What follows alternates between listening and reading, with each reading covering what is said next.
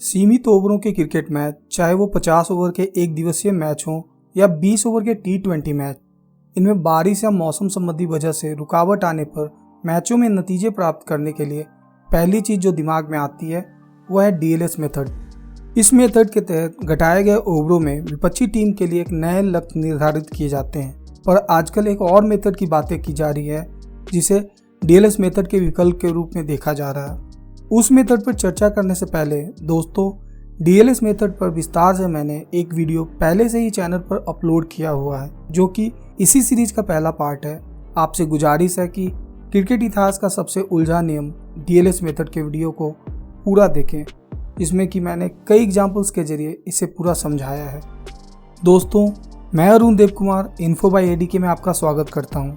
इस चैनल का उद्देश्य देश दुनिया, व्यक्ति विशेष, स्पोर्ट्स, क्राइम, अनसॉल्व मिस्ट्रीज आदि जैसे उन सभी नए, अज्ञात और तथ्यों पर आधारित रोचक जानकारियां देना है जिनके बारे में या तो बहुत कम लोग जानते हैं या जिन्हें जानने के लिए इंटरनेट पर कई घंटे या दिन बिताने पड़ सकते हैं। चलिए जल्दी से शुरू करते हैं उस मेथड की बात जिसे DLS मेथड के विकल्प के रूप में देखा जा रहा है, वी जयदेवन मेथड या VJD मेथड। जी हाँ दोस्तों, इसी मेथड को DLS मेथड के विकल्प के रूप में देखा जा रहा है। इस मेथड को केरल के त्रिशूर के रहने वाले एक सिविल इंजीनियर और क्रिकेट प्रेमी वी जयदेवन ने तैयार किया था, इसलिए इन्हीं के नाम पर इस मेथड का नाम रखा गया है। जयदेवन एक सिविल इंजीनियर हैं और उन्होंने IIT मद्रास से बिल्डिंग टेक्नोलॉजी में मास्टर डिग्री प्राप्त की है। वो वर्तमान में केरला अनुसंधान संस्थान में प्रकाशन विभाग के उप निदेशक हैं। आए दिन DLS मेथड द्वारा निर्धारित लक्ष्य पर विवाद और खामियों के कारण जयदेवन को बारिश से प्रभावित मैचों में टीमों का पीछा करने के लिए लक्ष्य की गणना करने की एक नई विधि की आवश्यकता का एहसास हुआ और इस तरह से जयदेवन ने DLS मेथड के विकल्प के रूप में इस मेथड का आविष्कार किया। दोस्तों, जिस तरह से पहले के अन्य मेथड जैसे average run rate, most productive over, discounted most productive over इत्यादि में समय समय पर खामियां मिलने के कारण DLS मेथड को लाया गया था, उसी तरह से वर्षा से बाधित क्रिकेट मैचों में अब DLS मेथड में भी कई खामियां निकल के आ रही है, जिससे वो दिन दूर नहीं कि VJD मेथड DLS मेथड की जगह ले ले, क्योंकि अभी से कई क्रिकेटर VJD मेथड की पैरवी कर चुके हैं, जिस कारण से VJD मेथड को DLS मेथड के विकल्प के रूप में देखा जा रहा है। IPL 2018 में KKR वर्सेस किंग्स 11 पंजाब के मैच में KKR के कप्तान दिनेश कार्तिक ने IPL 2018 में DLS मेथड के खामियों के कारण अपनी टीम के हार के बाद VJD मेथड की पैरवी की थी। कौन जानता है कि आगे चलकर यही मेथड पूर्ण रूप से सीमित ओवरों के क्रिकेट मैचों के हर प्रारूप में इस्तेमाल होने लगे। इसलिए दोस्तों, आपसे गुजारिश है कि ध्यान से इस वीडियो को पूरा देखें। इस वीडियो में इस मेथड से जुड़ी हर वो जानकारियां मैं देने जा रहा हूं जो स्क्रीन पे दिखाए जा रहे हैं। भारतीय घरेलू क्रिकेट में VJD मेथड का इस्तेमाल। सितंबर 2007 में सुनील गावस्कर के नेतृत्व में भारतीय क्रिकेट कंट्रोल बोर्ड BCCI की तकनीकी समिति ने पहली बार भारत में सभी सीमित ओवरों के घरेलू मैचों के लिए DLS मेथड की जगह VJD मेथड को मंजूरी दी। इसके बाद से BCCI के द्वारा भारत के सभी घरेलू क्रिकेट मैचों में बारिश या खराब मौसम से बाधित क्रिकेट मैचों में इसका प्रयोग किया जाने लगा। भारतीय घरेलू क्रिकेट जिसमें VJD मेथड का प्रयोग हुआ है या हो रहा है वो इस प्रकार से हैं: Karnataka premier league, Tamil Nadu premier league, 2009 Vijay Hazare trophy के फाइनल में, इंडियन क्रिकेट लीग जो कि IPL का पूर्व संस्करण था और अब बंद हो चुका है, साल 2011 के IPL सीजन 4 और 2012 के IPL सीजन 5 में VJD मेथड के उपयोग करने की घोषणा की गई थी, लेकिन इस योजना को कभी लागू नहीं किया गया। किसी मैच में DLS या VJD मेथड कब लागू होती है? दोस्तों, जब मैच शुरू होने के बाद कोई रुकावट आती है और परिणाम स्वरूप ओवरों का नुकसान होता है, तब DLS या VJD मेथड का प्रयोग किया जाता है।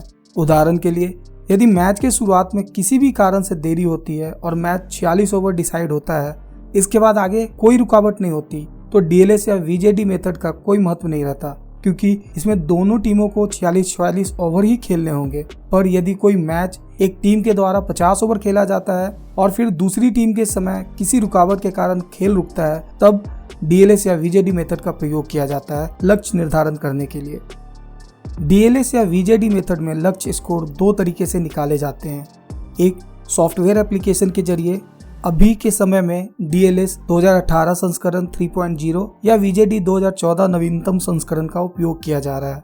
और दूसरा तरीका जो है वो है मैनुअल कैलकुलेशन, इसके तहत एक रिपोर्ट तैयार किया जाता है जिसमें लक्ष्य स्कोर की तालिका होती है, जिसे दोनों टीमों और मैच अधिकारियों द्वारा रेफर किया जाता है।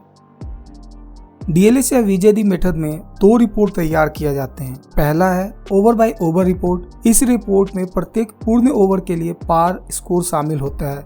उदाहरण के लिए स्क्रीन पे दिखाया जा रहा है, लेफ्ट साइड में आप देख सकते हैं 1 से लेकर 7 ओवर। दूसरा जो रिपोर्ट तैयार होता है वो है बॉल बाय बॉल रिपोर्ट। यह एक अधिक विस्तृत रिपोर्ट होता है जहां प्रत्येक गेंद संख्या के लिए पार स्कोर उपलब्ध होता है। उदाहरण के लिए लेफ्ट साइड में स्क्रीन में आप देख सकते हैं 26 से 27.1 ओवर का चार्ट दिखाया गया है। अधिकांश स्थानों पर डीएलएस या वीजेडी मेथड से लक्ष्य स्कोर की रिपोर्ट तैयार करने के लिए डीएलएस प्रबंधक नियुक्त किए जाते हैं। यदि किसी कारणवश किसी स्थान पर कोई डीएलएस प्रबंधक नियुक्त नहीं हो पाता तो आधिकारिक स्कोरर में से किसी एक को इसकी जिम्मेदारी दी जाती है। प्रश्न ये उठता है कि डीएलएस या वीजेडी मेथड से रिपोर्ट कब तैयार की जाती है। दोस्तों, पहली पारी के दौरान मैच में चाहे कितनी भी रुकावटें क्यों न हो, ये रिपोर्टें पहली पारी के दौरान तैयार नहीं होती है। ये रिपोर्टें पहली पारी की समाप्ति के बाद तैयार होती है और उसके बाद होने वाले प्रत्येक रुकावट के बाद अनिवार्य रूप से तैयार किया जाता है। प्रत्येक रुकावट के बाद जो रिपोर्ट बनता है उसे टीमों और मैच अधिकारियों को प्रदान किया जाता है। प्रश्न ये भी उठता है कि क्या पहली पारी के बाद मैच में हर रुकावट के बाद एक नई रिपोर्ट तैयार की जाती है? तो पहली पारी के बाद रुकावट के लिए ताज़ा रिपोर्ट तभी तैयार की जाती है जब आगे का खेल संभव और रुकावट दूसरे नंबर पर बल्लेबाजी करने वाली टीम को मिलने वाले ओवरों की संख्या को संशोधित करती है। इसे समझाने के लिए दोस्तों मैंने 3 एग्जाम्पल्स या उदाहरण लिए हैं। उदाहरण 1, टीम ए पहली पारी में 50 ओवर पूरा खेलती है।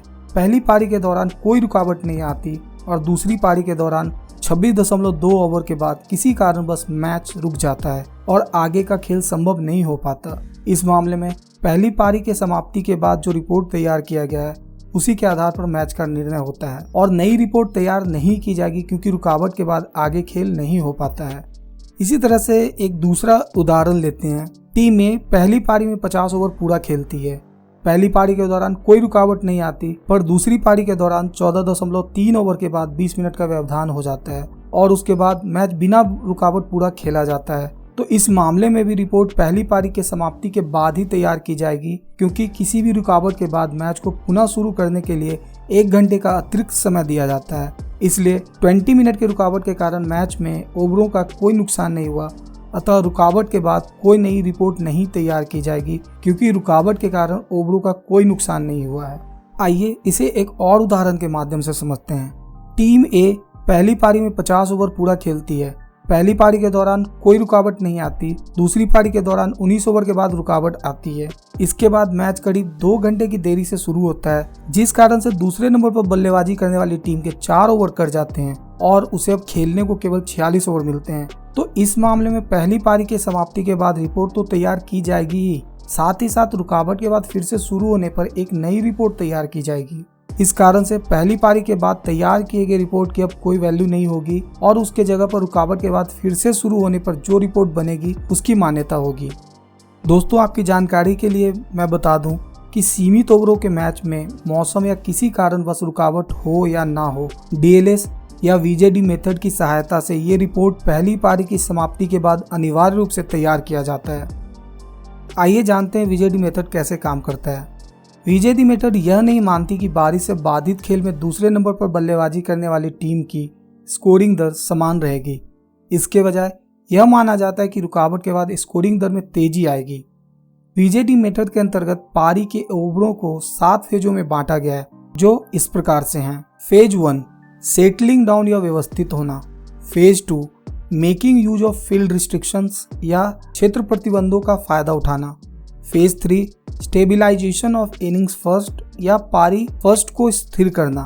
Phase 4 stabilisation of innings second या पारी सेकंड को स्थिर करना। फेज 5 बिगिनिंग्स ऑफ एक्सिलरेशन या तेज गति से रन बनाने की शुरुआत। Phase 6 secondary stage of acceleration या दूसरे स्टेज में तेज रन गति बनाना। फेज 7 फाइनल स्लॉग या अंतिम स्लॉग। दोस्तों, इस पूरे फेज को मैं एक टेबल के जरिए स्क्रीन पे दिखा रहा हूँ। संक्षेप में कहें तो बल्लेबाजी करने वाली टीम पावर प्ले फेज में फील्डिंग रिस्ट्रिक्शंस के कारण उच्च रन रेट पे स्कोर करती है। इसके बाद मिडिल ओवर्स में स्कोरिंग रेट में गिरावट देखी जाती है क्योंकि बल्लेबाज पारी को स्थिर करने की कोशिश में रहते हैं। अंत में खेल के डेथ फेज या डेथ ओवर्स में रन स्कोरिंग में तेजी का एक और पीरियड देखा जाता है, जो कि नथिंग टू लूज की मानसिकता के कारण होता है, जिसे अधिकांश टीमें पारी के इस पर्टिकुलर फेज में अपनाते हैं। यह सब 0 से 15 ओवरों से शुरू होता है, फिर 6 से 15 ओवरों तक बढ़ता है और फिर 46 से 50 ओवरों पर खत्म होता है। इन 7 चरणों के आधार पर जयदेवन ने सामान्य स्कोर और लक्ष्य स्कोर की अवधारणाओं का उपयोग किया। जयदेवन ने पारी की नेचुरल प्रोग्रेशन का वर्णन करने के लिए मैथमेटिकल मॉडल विकसित किए। उन्होंने रिग्रेशन इक्वेशन बनाने के लिए सबसे पहले कई करीबी मुकाबले वाले खेलों का डेटा सेट कंपाइल किया, जिसके बदले में उन्हें उपयोग में आसान तालिकाएं बनाने में मदद मिली। जयदेवन ने पारी से बाधित खेल में पीछा करने वाली टीम के लिए लक्ष्य स्कोर की गणना करने में मदद करने के लिए एक उपयोगकर्ता अनुकूल कंप्यूटर प्रोग्राम ऐप भी तैयार किया है, जिसमें ओवरों की संख्या कम हो जाती है। डीएलएस और वीजेडी मेथड में अनुमानित लक्ष्य की तुलना को हम एक उदाहरण के माध्यम से समझते हैं। मान लीजिए कि टीम ए ने एक दिवसीय खेल में अपने निर्धारित 50 ओवरों में 10 विकेट पर 280 रन बनाए। पारी के ब्रेक के दौरान बारिश के कारण मैच में रुकावट होती है, जिसके बाद ओवर कट कर दूसरी बल्लेबाजी करने वाली टीम बी को 40 ओवर मिलते हैं। इस केस में दूसरी बल्लेबाजी करने वाली टीम बी को 40 ओवर में जीत के लिए कितने रन बनाने होंगे?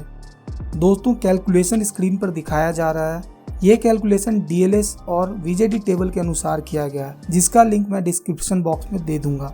इस तरह से आप देख सकते हैं कि डीएलएस मेथड के अनुसार दूसरी बल्लेबाजी करने वाली टीम को 40 ओवर में 253 रन चाहिए और वीजेडी मेथड के अनुसार 40 ओवर में 246 रन चाहिए। इस तरह से आप देख सकते हैं कि डीएलएस मेथड और वीजेडी मेथड के बीच में 7 रनों का अंतर है। मैंने डीएलएस और वीजेडी मेथड के प्रयोग से निर्धारित किए गए लक्ष्यों के तुलनात्मक विवरण को स्क्रीन पर दिखाया है। आप दोनों में अंतर देख सकते हैं। अब जान लेते हैं डीएलएस वर्सेस वीजेडी मेथड कि दोनों में से कौन अच्छा है। आमतौर पर कोई भी सफलतापूर्वक यह तर्क देने में सक्षम नहीं है कि डीएलएस मेथड बेहतर है या वीजेडी मेथड। अधिकांश आकलन यह निष्कर्ष निकालते हैं कि उनका प्रदर्शन काफी हद तक समान है। डीएलएस और वीजेडी मेथड के बीच बड़ा अंतर स्कोरिंग में तेजी की समस्या है। डीएलएस मेथड के अनुसार किसी भी रुकावट से पहले और बाद में स्कोरिंग दर समान रहेगी, जबकि वीजेडी मेथड इस सिद्धांत पर काम करता है कि खेल में व्यवधान होने से ब्रेक के बाद रन रेट बढ़ जाएगा, जिससे मैच छोटा हो जाएगा। डीएलएस मेथड में स्कोर की गणना करते समय खोए हुए विकेटों की संख्या पर विचार किया जाता है। अगर किसी मैच में दूसरी पारी में वर्षा से बाधित होने पर डीएलएस मेथड के कारण अगर उस टीम का विकेट गिरा है तो उसके लक्ष्य स्कोर बढ़ जाता है। वहीं अगर उसी सिचुएशन में विकेट अगर नहीं गिरा हुआ हो तो लक्ष्य स्कोर पहले वाले सिचुएशन के अकॉर्डिंग कम मिलता है। वहीं इसके विपरीत वीजेडी मेथड में स्कोर की गणना करते समय खोए हुए विकेटों की संख्या पर विचार नहीं किया जाता है, इसलिए आउट होने की संख्या के साथ लक्ष्य में कोई बदलाव नहीं होता। इसकी गणना केवल खेले गए ओवरों के प्रतिशत पर आधारित है और इस प्रकार अधिक विकेट खोने पर बराबर या लक्ष्य स्कोर में कोई वृद्धि या परिवर्तन नहीं होता है। वी जयदेवन के अनुसार डीएलएस मॉडल उपलब्ध संसाधनों और उपयोग किए गए संसाधनों की अवधारणा का उपयोग करता है, जबकि वीजेडी मॉडल सामान्य और लक्ष्य स्कोर की अवधारणा को नियोजित करता है। वीजेडी मेथड खेल के किसी भी चरण के दौरान किसी भी प्रकार की रुकावटों को संतोषजनक ढंग से संभालने में सक्षम है। जयदेवन के अनुसार वह पिछले 1 दशक से इस पद्धति पर काम कर रहे हैं और पिछले कुछ वर्षों में इन्होंने अपने मॉडल में कुछ संशोधन भी किए हैं। इनको उम्मीद थी कि आईपीएल सीजन 4 2011 में इनके वीजेडी मेथड का उपयोग किया जाएगा, पर आईसीसी ने यह प्रस्ताव खारिज कर दिया था। वी जयदेवन के अनुसार उन्होंने चेन्नई में क्रिकेट कंट्रोल बोर्ड बीसीसीआई की तकनीकी समिति के सामने वीजेडी नामक अपने सिस्टम की प्रस्तुति दी थी, जिसे मौसम से बाधित एक दिवसीय और T20 मैचों में लक्ष्य स्कोर की गणना के लिए किया जा सकता है। इनके अनुसार इन्होंने पूर्व भारतीय कप्तान सुनील गावस्कर की अध्यक्षता वाली बीसीसीआई समिति के साथ आधा घंटा बिताया था और अपने मेथड से जुड़े सारे सवालों के जवाब भी दिए थे। चूंकि बारिश से बाधित मैचों में पहले भी कई बार डीएलएस मेथड को अनुचित पाया गया था, इस कारण से मौजूदा डीएलएस मेथड के विकल्प के रूप में वीजेडी मेथड को अंतर्राष्ट्रीय क्रिकेट मैचों के लिए एक बार प्रयोग करने के विचार में लाया गया, जिसके बाद बीसीसीआई ने अगले आईपीएल सीजन 4 2011 में वीजेडी मेथड का उपयोग करने के लिए इस मॉडल को आईसीसी के सामने पेश करने की मंजूरी दे दी थी। पर वेस्टइंडीज के पूर्व कप्तान क्लाइव लॉयड के अध्यक्षता वाली आईसीसी समिति ने 2012 में वीजेडी मेथड को लागू करने के प्रस्ताव को खारिज कर मौजूदा डीएलएस मेथड को जारी रखने का फैसला किया। इनके अनुसार वर्तमान में लागू डीएलएस मेथड में इन्हें कोई खामी नजर नहीं आती और वीजेडी मेथड कुछ नया प्रदान नहीं कर रहा है। यह मान लेना सही लगता है कि छोटे मैच में रन रेट बढ़ जाएगा। अगर हम T20 क्रिकेट को देखें तो 10 और उससे ऊपर का रन रेट आम बात है। 50 ओवर के मैचों में किसी भी टीम ने अभी तक अपनी पूरी पारी में 10 का रन रेट बरकरार नहीं रखा है। VJT मेथड के एक बात से मैं आश्वस्त नहीं हूँ, वह है विकेट से संबंधित। VJT मेथड के अनुसार विकेट गिरने से रन रेट पर कोई असर नहीं पड़ेगा, लेकिन क्या यह सही है? एक या दो जल्दी विकेट खोने के बाद एक टीम स्वाभाविक रूप से अधिक सतर्क हो सकती है, भले ही यह अगली कुछ गेंदों के लिए ही क्यों ना हो। कुल मिलाकर कहें तो यह दोनों मेथड अचूक नहीं है और इनमें से कोई भी एक दूसरे से बेहतर नहीं है। इसलिए बहुत कम लोग हैं जिन्होंने दोनों का पता लगाया है, लेकिन ICC अभी DLS का उपयोग करने से खुश है। क्या वो स्थिति बदल सकती है? हालांकि व्यक्तिगत लीग और नॉकआउट प्रतियोगिताएं यह तय करती है कि वो इसका प्रयोग करना चाहते हैं या नहीं। जाहिर है, अगर IPL अपनी योजना के अनुसार 2011 में VJT मेथड की शुरुआत की होती तो आज हम सभी VJT मेथड के बारे में बहुत कुछ जानते हैं। मैं वास्तव में सोचता हूं कि इसमें कुछ खूबियां हैं और यह देखना दिलचस्प होगा कि भविष्य में DLS के विकल्प के रूप में VJT मेथड का अधिक व्यापक रूप से उपयोग किया जाता है या नहीं। दोस्तों, आशा करता हूं कि आपको यह वीडियो पसंद आया होगा। मैंने पूरी कोशिश की है कि इस एक वीडियो में इस विषय से संबंधित संपूर्ण जानकारी आप लोग को मिले। आपसे अनुरोध है कि मेरे चैनल को सब्सक्राइब करें और अगर कोई वीडियो पसंद आता है तो उसे शेयर भी करें। आपका यह अतुलनीय सहयोग इस चैनल को आगे बढ़ाने में बहुत मदद करेगा, साथ ही भविष्य में और भी नए इन्फॉर्मेटिव वीडियोज बनाने के लिए मुझे प्रेरित भी करेगा। अगर आप लोगों को किसी भी टॉपिक पे जानकारी भरा वीडियो चाहिए तो आप नीचे कमेंट कर सकते हैं या मुझे ईमेल कर सकते हैं। दोस्तों, आप लोग खुश रहें, स्वस्थ रहें और यूं ही अपने ज्ञान को बढ़ाते रहें। धन्यवाद। जय हिंद, जय भारत।